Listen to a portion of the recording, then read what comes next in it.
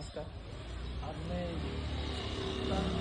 Health centre पर और यहाँ पर एक स्टाफ मिले, बहुत अच्छे। उन्होंने हॉस्पिटल के चारों तरफ अच्छा सा गार्डन बनाया है, उसमें मेडिसिन प्लांट भी है। आपका नाम है? আমার পরিচয় দিই। আমি হচ্ছে, আমার নাম মহাদেব পাল। পশ্চিমবঙ্গের, আপনি তো আসাম থেকে এসেছেন, তো পশ্চিমবঙ্গের বাঁকুড়া জেলার ফতুল্পুর থানার বালিটা গ্রামে আমার বাড়ি। আমি এখানে 13 বছর যাবৎ এই রূপসার পিএসসিতে আয়ুর্বেদিক ফার্মাসিস্ট হিসাবে কাজ করছি।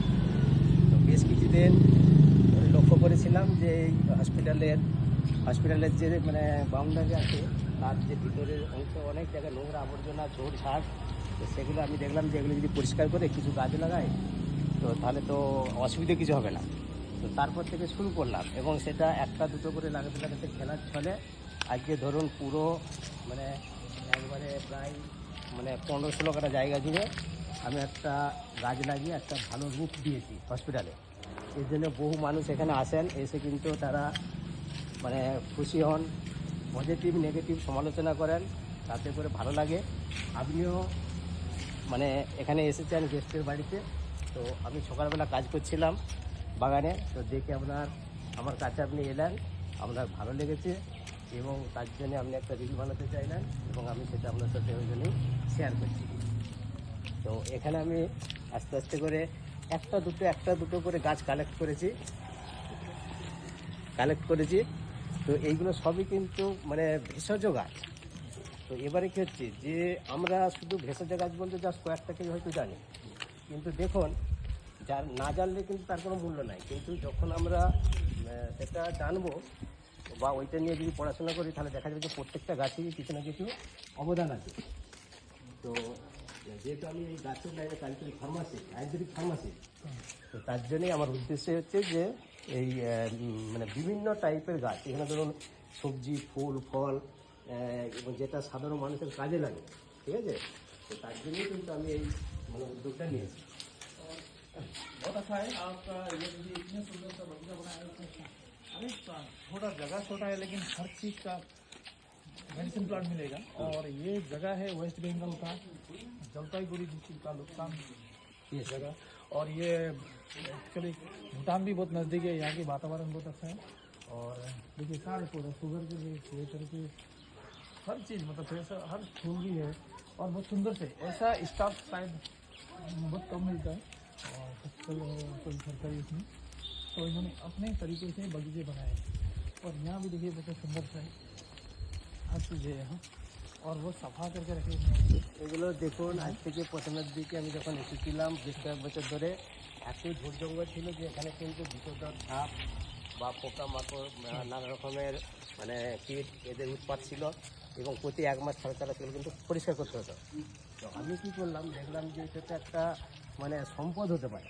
তো তার জন্য আমি কী করেছি, নিজের প্রচেষ্টায় নিজের উদ্যোগে, তো পকেটের পয়সা খরচা করে সেখানে আমি কী করেছি, একটা দুটো করে খেলার ছলে গাছ লাগাতে লাগাতে আজকে কিন্তু এই বিশাল একটা রূপ দিয়েছি। এখানে একটা আশ্চর্যের বিষয় দেখুন যে এই জায়গায় যে নোংরা জিনিস ছিল, পাথরটাতে পড়েছিল, সেগুলো এখানে এসে কী করেছে, একটা ঠাকুরের রূপ দিয়েছি। উদ্দেশ্যটা কি, যাতে এখানে ময়লা আবর্জনা ফেলতে না পারে, প্রত্যেকে ভক্তি করে তো ঠাকুরের প্রতি। আর আরেকটা হচ্ছে কি, যে একটা জায়গায় কালেক্ট করে রাখলাম, ঠিক আছে। এরপরে ধরুন আমি যখন হয়তো থাকবো না 5-6 বছর পরে, তখন কে কী করলো না করলো সেটা বড় কথা, কিন্তু এই জিনিসটা কিন্তু থেকে যাবে, লোকে কিন্তু এটাকে সহজে ধ্বংস করতে পারবে না। আর এখানে যে গাছ আছে, এই গাছগুলো কিন্তু সব মূল্যবান গাছ। যেমন ধরুন যে ওইটা হচ্ছে আপনার রুদ্রাক্ষের গাছ, ঠিক আছে। তারপরে এখানে হচ্ছে করঞ্জের গাছ, তারপরে এখানে তেজপাতা, লেবু, তারপরে আমরা বকুল, জামরুল, সফেদা, ঠিক আছে। তারপরে এটা হচ্ছে সাই সন্তরা, তো এখানে অগরু, চন্দন, ঠিক আছে, নারকেল, তো এই পোলা টোলা বিভিন্ন টাইপের তুলসী, তো এই ফুল भी है। হ্যাঁ বকুল বিহাই, তো এইসব বেশ কিছু গাছ আছে যেগুলো কিন্তু আজকে গ্রামগঞ্জ থেকে হারিয়ে যাচ্ছে। তো আমার উদ্দেশ্য হচ্ছে যে একটা জায়গায় একটা ছাতার তলায় ভ্যারাইটিস টাইপের গাছ, সেই গাছকে কিন্তু লাগিয়ে রাখা, যাতে বাচ্চা ছেলেদেরকেও যদি সঙ্গে আনেন, তাদেরকে একটা জায়গার মধ্যে সমস্ত গাছে কিন্তু আপনি চিনিয়ে দিতে পারবেন, ঠিক আছে। एक छोटा जगह में बहुत सुंदर सा। হ্যাঁ, এবারে লড়াই করতে হয়েছে, এবারে এটার জন্য আমাকে পরিশ্রম করতে হয়। এটা হচ্ছে আমার ধরুন সকালবেলাকার, এটা হচ্ছে আমার অস্ত্র, ঠিক আছে, কাজ করি, ঠিক আছে। তারপরে ধরুন আমি গিয়ে ওখানে, আমরা ডাক্তার নেই আমার সেন্টারে, ডাক্তারের কাজটাও করতে হয়, কলম ধরি, ঠিক আছে। তারপর বিকালের দিকে একটু আবার রিল্যাক্স করি, এখানেতে জল, ওষুধ, সার এগুলো দিই। তো দেখেছি কি বিন্দুতে বিন্দুতে কিন্তু সিন্ধু হয়।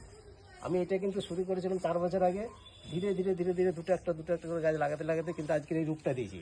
এবং এটার উদ্দেশ্য হচ্ছে প্রচুর মানুষের উপকার লাগবে। গরিব মানুষরা এসে তাদের কিন্তু এখান থেকে অনেক কিছু গাছ চিনতে পারবে, জানিয়ে দেবো, ঠিক আছে? আয়রন, প্রোটিন, ভিটামিন কিন্তু আছে না আছে, কীভাবে খেতে হবে।